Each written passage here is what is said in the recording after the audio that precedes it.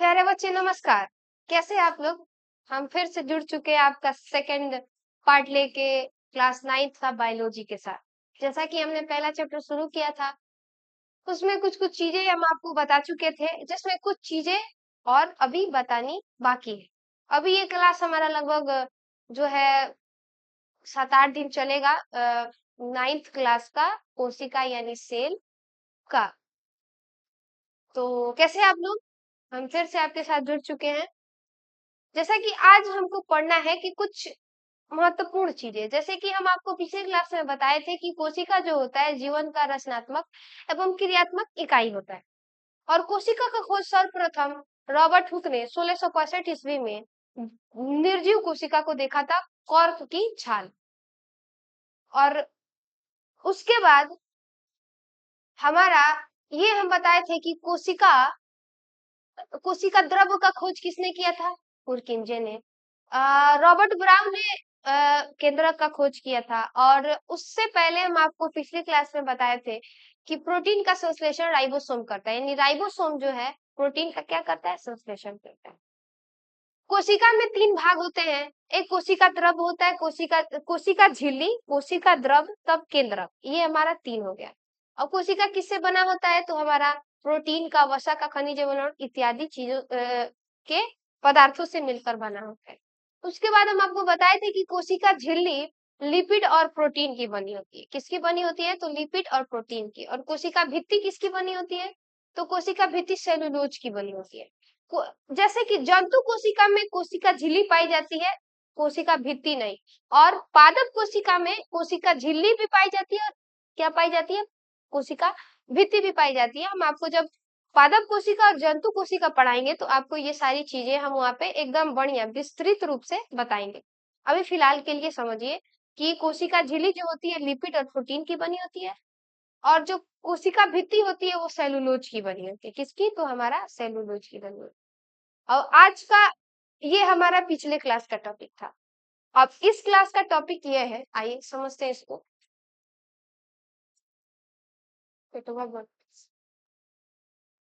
आइए समझते हैं कोशिका के महत्वपूर्ण तथ्य के बारे में। समझते हैं कि कुछ महत्वपूर्ण चीजें दिए गए हैं। जैसे लाइसोसोम को आत्महत्या की थैली कहते हैं। ये क्वेश्चन पूछेगा कि लाइसोसोम को आत्महत्या की थैली कहते कहते हैं। यानी आत्महत्या की थैली किसको कहते हैं? तो लाइसोसोम को कहते हैं। किसको? तो लाइसोसोम को कहते हैं। यानी आत्महत्या की थैली किसको कहते हैं? लाइसोसोम को।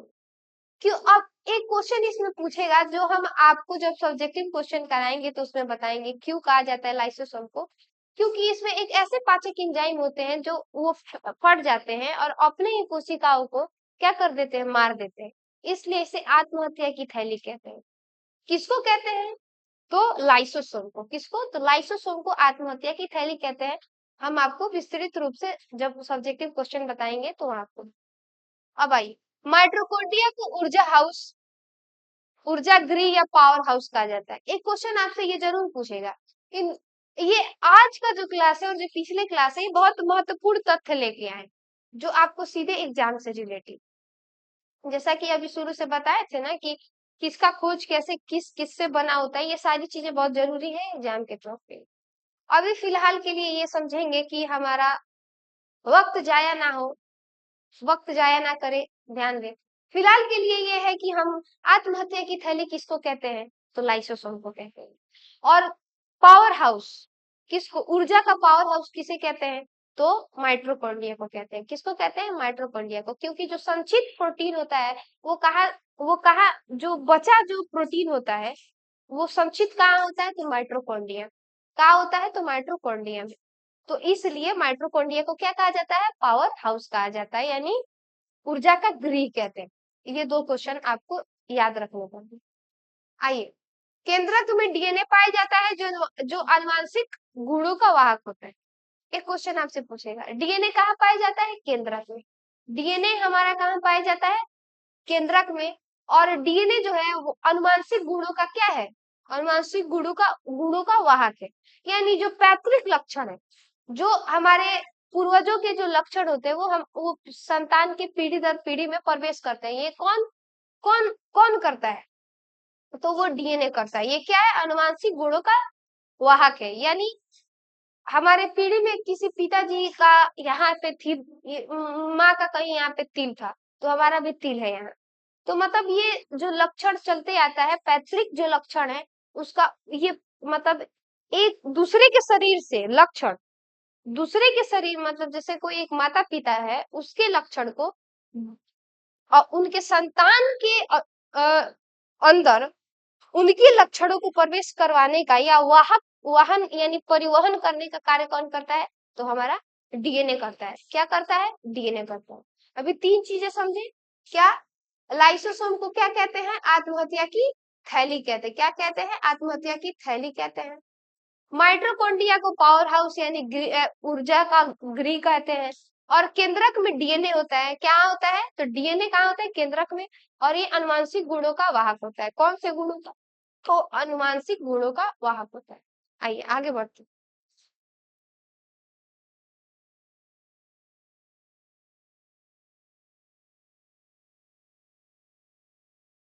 आप समझिए,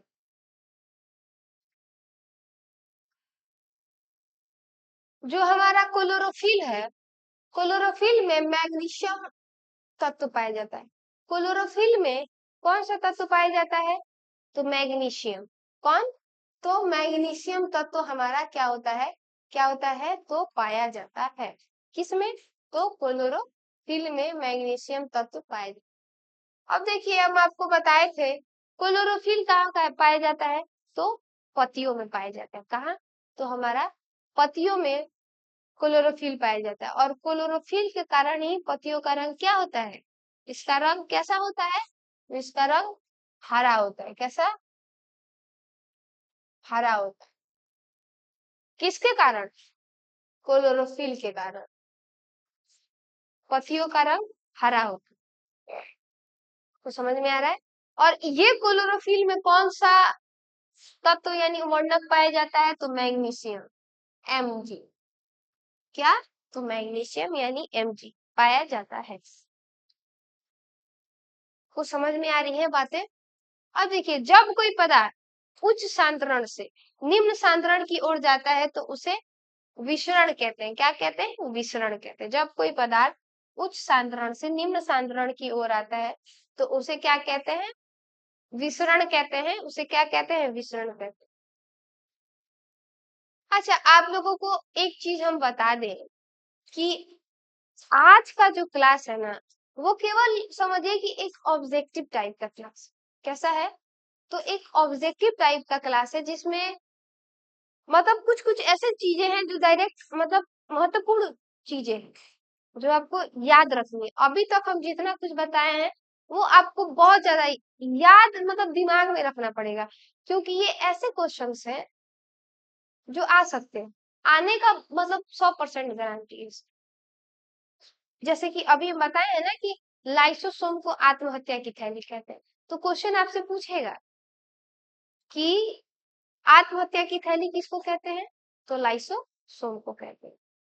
और ऊर्जा का पावर हाउस किसको कहते हैं? किसको कहते हैं? आइए थोड़ा पीछे बढ़ते हैं।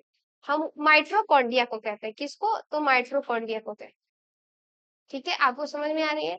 और केंद्रक में डीएनए पाया जाता है। केंद्रक में क्या पाया जाता है? तो हमारा डीएनए पाया जाता है। और डीएनए जो होता है आनुवंशिक गुणों का यानी पैतृक गुणों का क्या है? तो वाहक होता है। क्या होता है? तो वाहक होता है। तो समझ में आ रही है बातें? अब इसी पे क्वेश्चन है कि केंद्रक का खोज किसने किया था? रॉबर्ट ब्राउन ने। किसने? तो रॉबर्ट ब्राउन ने। और कुछ और कोशिका झिल्ली का खोज, कोशिका झिल्ली का खोज किसने किया था? जल्दी से बताएं कमेंट बॉक्स में।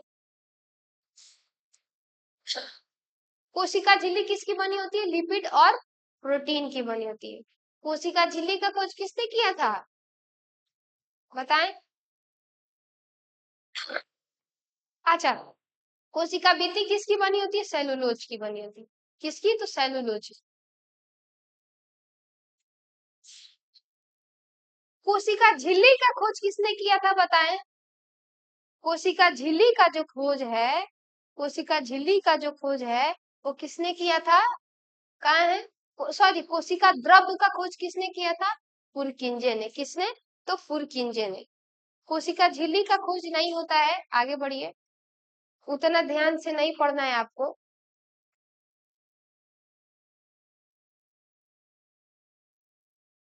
अब आइए, क्लोरोफिल में मैग्नीशियम तत्व पाया जाता है। कौन सा तत्व? तो मैग्नीशियम तत्व। कौन सा तत्व? तो मैग्नीशियम तत्व। जब कोई पदार्थ उच्च सांद्रण से निम्न सांद्रण की ओर है, क्या होता है?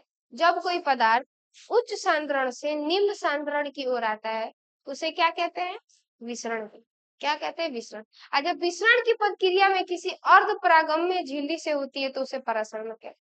एक क्वेश्चन पूछेगा कि परासरण किसे कहते हैं? क्या परासरण किसे कहते हैं? ये क्वेश्चन पूछेगा आपको। हम ऑब्जेक्ट जब सब्जेक्टिव क्वेश्चन कराएंगे तो आपको ये चीजें बताएंगे कि जब विसरण की प्रक्रिया, जब ये विसरण की प्रक्रिया होती है किसी अर्ध परागम्य झिल्ली से होती है, जब ये विसरण की प्रक्रिया जो है अर्ध परागम्य झिल्ली से होती है तो उसे क्या कहते हैं? परासरण कहते हैं। क्या कहते हैं? परासरण। मतलब ये विसरण की प्रक्रिया हो रही है, इसके बीच में कोई अर्ध परागम्य झिल्ली आ जाए तो उसको क्या कहते हैं? तो वो हमारा क्या होता है?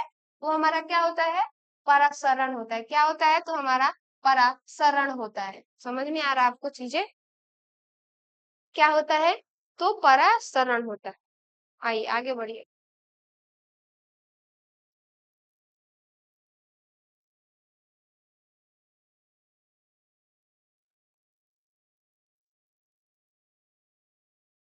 कोशिका यानी सेल, यानी हम अभी तक आपको कुछ चीजें, महत्वपूर्ण चीजें बताए हैं। अब हमारा चालू होता है कोशिका, यानी हमारा क्या? तो हमारा सेल। जीवन की मूलभूत रचनात्मक एवं क्रियात्मक इकाई जो कोशिका है, वो हमारे जीवन का मूलभूत, हमारे जीवन का क्या है? मूलभूत। क्या क्या है? रचनात्मक है। क्या है? रचनात्मक है और क्रियात्मक है। रचनात्मक मतलब जितने भी अंग जो बने हैं, जो हमारी संरचना है वो किससे बनी है? कोशिका से बनी। और ये जो हमारे अंग है वो मिलकर क्या करते हैं? क्रिया करते हैं, यानी क्रियात्मक। तो संरचनात्मक और क्रियात्मक का अर्थ समझ में आया आपको? तो जो कोशिका जो होती है वो क्या होती है? जीवन की मूलभूत क्या होता है? संरचनात्मक, क्या संरचनात्मक एवं क्रियात्मक इकाई होती है। क्या होती है? इकाई होती है। संरचनात्मक और क्रियात्मक क्या होती है? इकाई होती है। अब आइए, कोशिका का अंग्रेजी शब्द में सेल, जो कोशिका का अंग्रेजी क्या होता है? सेल। क्या होता है? हमारा सेल होता है। क्या? सेल। यह एक लैटिन भाषा से सेलुआ शब्द से लिया गया है। इससे क्या हुआ है? लिया गया। और ये क्या है? एक लैटिन भाषा है। क्या है? एक लैटिन भाषा है। हाँ, सेलुआ शब्द का अर्थ है, इसका अर्थ क्या है? एक छोटा कमरा, ए लिटिल रूम। इसका इसका अर्थ क्या है? एक छोटा रूम, यानी लिटिल रूम। क्या? A little room. क्या? A little room. समझ में आ रहा है आपको? तो इसमें यही बात कहा गया है कि जो कोशिका होती है जीवन की रचनात्मक एवं क्रियात्मक इकाई होती है। क्या होती है? क्रियात्मक इकाई होती है। और इसका इंग्लिश इंग्लिश जो होता है वो सेल होता है, जो एक लैटिन भाषा से लिया है। किस भाषा से? लैटिन भाषा से। और कोशिका का जो संख्या है वो आकार पर निर्भर करता है। किस पर? तो आकार पर निर्भर करता है।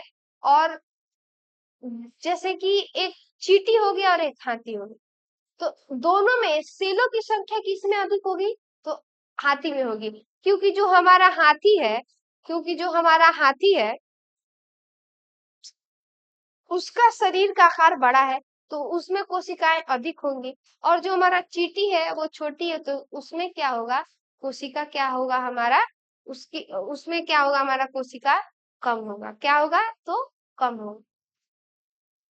आइए, अब समझते हैं, आगे बढ़ते हैं। आइए,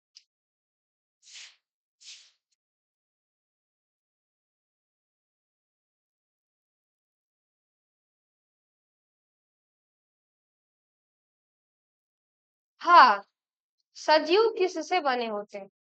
तो एक हमारा टॉपिक है कि सजीव किससे बने होते हैं। तो सभी जीव जंतुओं का शरीर कोशिकाओं से मिलकर बना होता है। यानी सजीवों का शरीर किससे बना होता है? तो हमारा कोशिकाओं से मिलकर बना होता है। किससे? तो कोशिकाओं से मिलकर बना होता है। अब ये कोशिका हमारे दो प्रकार के होते हैं। एक होते हैं एक कोशिकीय और दूसरे होते हैं हमारे बहुकोशिकीय। क्या?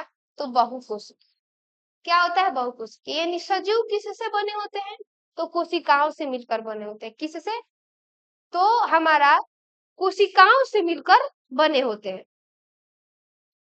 और जो हमारा कोशिका है वो दो तरह के होते हैं, मतलब एक कोशिकीय जीव होते हैं, बहुकोशिकीय जीव होते हैं। आपको पहले भी बताए थे कि कुछ जीव एक कोशिकीय भी होते हैं, जैसे अमीबा, पैरामीशियन और बैक्टीरिया। इन सजीवों को एक कोशिकीय जीव कहा जाता है। ये पैरामीशियम को तथा बैक्टीरिया को और अमीबा को कौन सा जीव कहते हैं? तो एक कोशिकीय जीव। क्या? तो एक कोशिकीय जीव कहते हैं। अब क्यों कहते हैं? क्योंकि इनका जो शरीर है वो एक कोशिकीय एक कोशिकीय एक ही प्रकार की कोशिकाओं से क्या होता है? मिलकर बना होता है। क्या मिलकर बना होता है? यानी एक कोशिकीय जीव और ऐसे जीव को कहेंगे जिनका शरीर एक ही प्रकार के कोशिकाओं से मिलकर बना हो। क्या हो? तो एक ही प्रकार के कोशिकाओं से मिलकर बना हो। वैसे जीव क्या कहलाएंगे? तो एक कोशिकीय जीव कहलाएंगे। क्या कहलाएंगे? तो हमारा एक कोशिकीय जीव कहलाएंगे। अब आता है हमारा बहुकोशिकीय। क्या? तो बहुकोशिकीय जीवों में अनेक कोशिकाएं समाहित होकर विभिन्न कार्यों का संपन्न करने के लिए विभिन्न अंगों का निर्माण करती हैं, जैसे पादप और मनुष्य। देखिए, बहुकोशिकीय क्या होता है? हमारा बहुकोशिकीय जो जीव होते हैं उसमें हमको समझना है कि इसमें क्या होते हैं कि इसमें विभिन्न अंगों के संरचनात्मक और क्रियात्मक कार्यों के लिए विभिन्न प्रकार की कोशिकाएं पाई जाती है। क्या पाई जाती है? विभिन्न प्रकार की कोशिकाएं, जिनका कार्य अलग अलग रहता है। क्या होता है? अलग अलग। मतलब बहुकोशिकीय जीव वैसे जीव को कहते हैं जिनका शरीर अलग अलग अलग प्रकार के यानी एक से अधिक कोशिकाओं से मिलकर बना। जैसे नाक की कोशिका अलग होती, आंख की कोशिका अलग होती है, हाथ की कोशिका अलग है। तो ये हमारा क्या है? बहुयात में है, अलग अलग है। तो ये हमारा बहुकोशिकीय जीव हो जाएंगे। जैसे हम मनुष्य हो जाएंगे, जैसे कि जीव जंतु हो जाएगा। तो इनका जो शरीर है वो एक से अधिक कोशिकाओं से मिलकर बना होता है, इसलिए ये जीव क्या कहलाते हैं? बहुकोशिकीय जीव कहलाते हैं। अब उसके बाद हमारा आता है कि क्या? एक कोशिकीय जीव। क्या? तो एक कोशिकीय जीव। एक कोशिकीय जीव मतलब वैसे जीव जिनका शरीर एक ही प्रकार की कोशिकाओं से मिलकर बना। क्या? तो एक ही प्रकार की कोशिकाओं से मिलकर बना हो, जैसे कि अमीबा, पैरामीशियम और बैक्टीरिया जो होते हैं। मतलब इनका शरीर जो है ना, इसमें एगो कोशिका नहीं रहता है, इसमें एक ही प्रकार का कोशिका रहता है, इसमें कोई अंग नहीं होता है। क्या होता है? अंग नहीं होता है, यानी एक कोशिकीय जीव है, इसमें आ जाएंगे। ठीक है, आपसे पूछेगा कि अमीबा पैरामीशियम क्या है? एक कोशिकीय की बहुकोशिकीय? तो एक कोशिकीय। जीव जंतु मनुष्य क्या है? तो बहुकोशिकीय। क्या है? तो बहुकोशिकीय जीव है। आप आपको समझ में आ रही है बातें?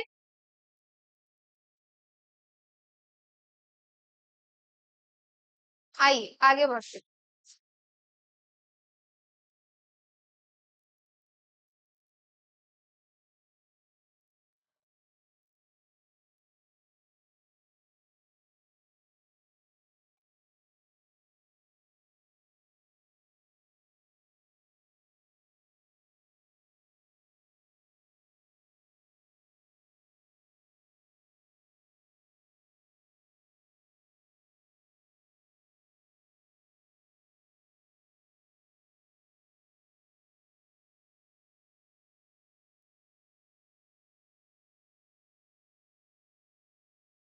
आइए,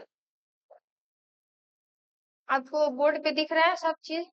देखिए कोशिकाओं की आकृति तथा आकार, कोशिकाओं की आकृति तथा आकार, कोशिकाओं की आकृति तथा आकार उनके विशिष्ट कार्यों के अनुरूप होती है।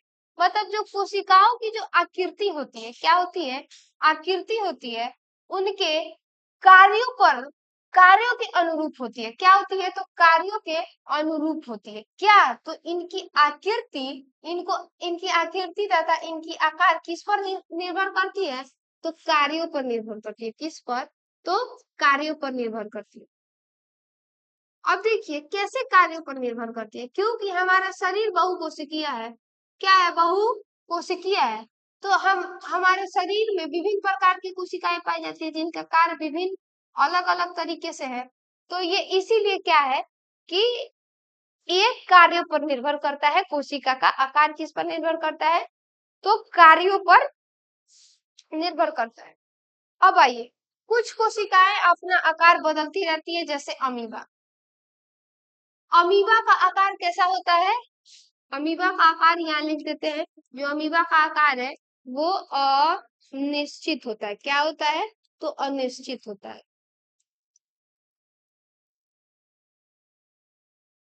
क्या होता है, तो अनिश्चित होता है। अब देखिए, ये अमीबा जो है वो अपना आकार बदलती रहती है, क्योंकि ये एक कोशिकीय जीव है और इनको भोजन करने के लिए अपने आकारों को बदलना, ये इनका जो कुटपाद होता है वो जब गति करता है, तो ये कुटपादों के वजह से, उसके कारण ही इनका आकार क्या होता है, अनिश्चित होता है, यानी बदलते रहता है। यानी आपसे पूछेगा अमीबा का आकार कैसा होता है, तो अनिश्चित होता है। कैसा होता है, तो अनिश्चित होता है। और अमीबा क्या है, तो एक कोशिकीय जीव है जिसका आकार बदलता रहता है। क्या होता है, तो बदलता रहता है। आपको समझ में आ रही है। और यही दूसरी तरफ देखें कि एक कोशिकीय जीव में ही हमारा क्या आता है, पैरामीशियम आता है। क्या आता है, तो पैरामीशियम, जिसका आकार निश्चित होता है, जिसका आकार क्या होता है, निश्चित होता है, लेकिन वह एक कोशिकीय जीव है। क्या है, वह एक कोशिकीय जीव है। उसमें गैसीय विनिमय किस प्रक्रिया द्वारा होता है, विसरण द्वारा। इसमें भी विसरण के द्वारा होता है, लेकिन अंतर है, अमीबा का आकार अनिश्चित और पैरामीशियम का आकार निश्चित होता है। क्या होता है, निश्चित होता है। आपको समझ में आ रही है। आइए, कुछ जीवों में कोशिका का आकार लगभग स्थिर रहता है और प्रत्येक प्रकार की कोशिकाओं के लिए विशिष्ट होता है, जैसे तंत्रिका कोशिका। जैसे तंत्रिका कोशिका जो है, क्या, तो हमारा तंत्रिका कोशिका, इनका आकार स्थिर होता है। क्या होता है, स्थिर होता है। और क्या होता है, स्थिर होता है।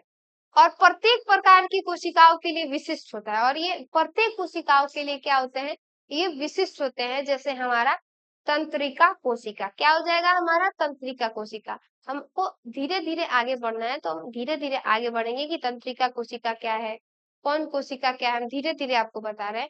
अभी हमारा फिलहाल जो सिलेबस है उस पर हम क्या करेंगे, ध्यान देंगे। तो समझ में आया आपको सारी बातें।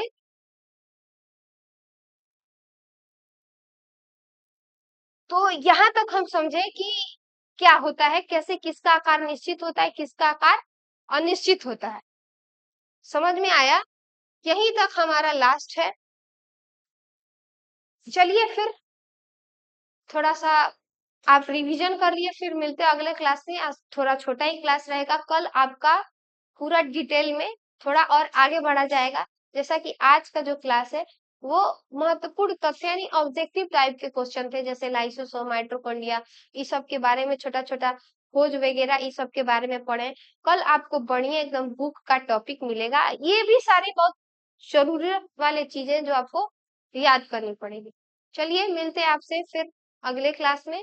और अगले क्लास में हमारा मेन टॉपिक चलेगा, ये हमारा कुछ महत्वपूर्ण तथ्य था। मतलब महत्वपूर्ण चीजें, मतलब वेस्ट नहीं था, ये बहुत जरूरी था कि कोशिका का खोज किसने किया, कब किया, जीवित कब, जीवित किसने किया, मृत कोशिका का किसने किया, कौन प्रोटीन का संश्लेषण करता है, किसे आत्महत्या की थैली कहते हैं, क्लोरोफिल में क्या होता है, क्या पाया जाता है, कौन सा तत्व पाया जाता है, पदार्थ मतलब, तो वो हमारा मैग्नीशियम